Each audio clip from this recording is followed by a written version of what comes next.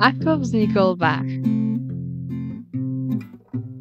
Bolo to dávno, pradávno, keď nad krajinami vládli králi a kniežatá, ktorí viedli ustavične vojny a súžovali svet. V tých dávnych časoch vládol nad Liptovom mocný knieža, ktorý sa zapletol do vojny, bojoval v nej udatne a aj zvíťazil. Svojho nepriateľa, susedné knieža, premohol a zajal. Potom rozposlal medzi ľud poslov, ktorí hlásali: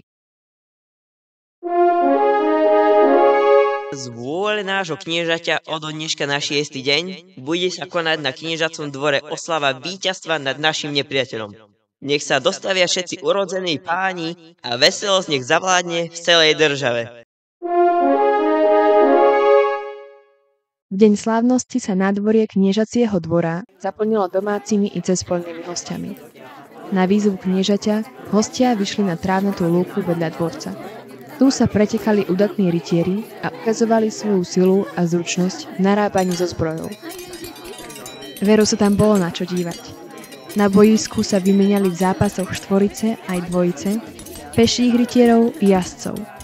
Víťazov potom odmeňovali nadšené výkriky a na porazených z ústa padali posmešky.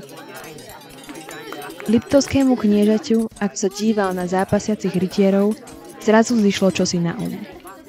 Mal vo svojej osobnej stráži rytiera Obra, nedobrého, ale najmocnejšieho človeka široko ďaleko. Tohto zlého rytiera dal teraz zavolať, potom vstal a mocným hlasom oznámil: Aby sme naše víťazstvo dôstojne završili, rozkazujem ti, aby si pred celým našim dvorom a hostiami zápasil so zajatým kniežaťom. Rytier Obor, hoci pyšný na svoju silu, sklonil hlavu a povedal: Tvoje slová, knieža, sú mi rozkazom, no rád by som vedel podmienky zápasu. Dobre, zápas sa uskutoční pri takýchto podmienkach. Ak zvíťazíš, odmenou ti bude ruka mojej kniežacej céry, ale ak zvíťazí zajaté knieža, dostane slobodu a môže sa vrátiť do svojej krajiny. Teba však vyženiem z nášho dvora. Zatrúbili polnice a súperi sa pustili do seba. Zbrane rinčali, iskry z nich lietali a pod nohami zápasníkov dunela zem. Tak zápasil rytier Obor so zajatým kniežaťom od poludnia do západu slnka, až sa napokon knieža zajatec zvalil na zem a ostal tam ležať mŕtvy.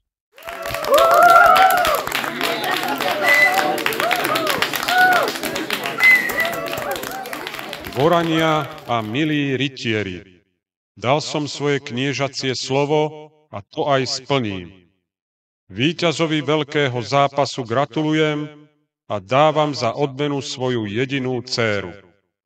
Taká je moja kniežacia vôľa. Hostia po týchto slovách ticho opúšťali zápasište. Trápili ich všelijaké myšlienky. Poznali nežnú kniežaciu dcéru, krehké vtáča, a v duchu nesúhlasili s rozhodnutím kniežaťa. No proti slovu urodzeného pána sa nedalo nič robiť. Liptovský knieža po zápase odišiel do svojej komnaty preobliecť sa na spoločnú hostinu.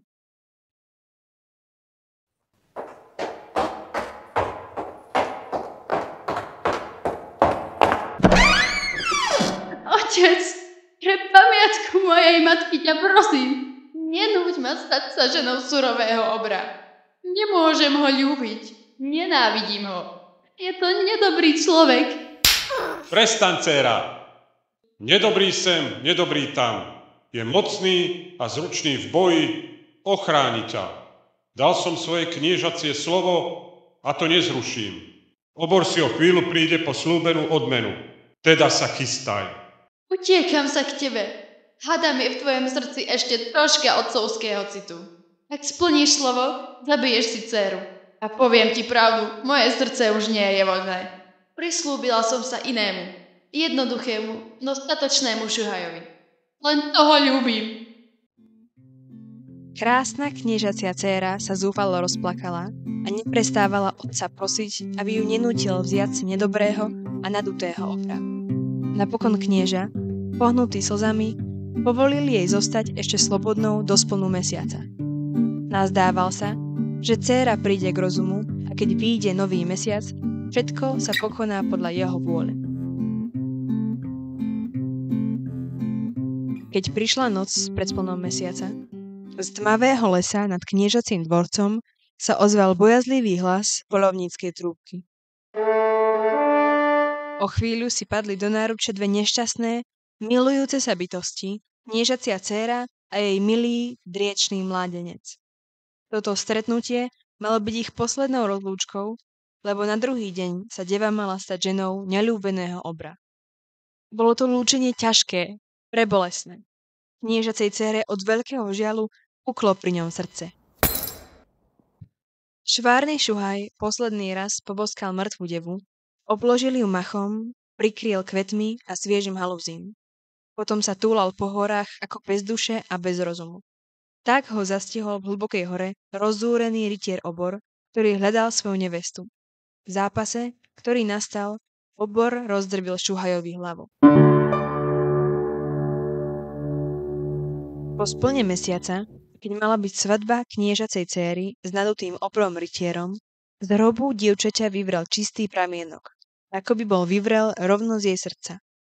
A na druhý deň to isté sa stalo na hrobe zabitého šuhaja. Vyvrela bystrinka aj z jeho mohyly a ponáhľala sa dolu vrchom. Dva potôčiky, prameniace v srdciach zaľúbených, tiekli a zväčšovali sa a po kúse cesty sa zišli a spojili v jednu rieku. Jeden z týchto potokov sa dnes volá Biely a druhý Čierny Váh. A keď sa spoja v jednu rieku, volajú sa už len Váh. Náš divý, krásny Váh.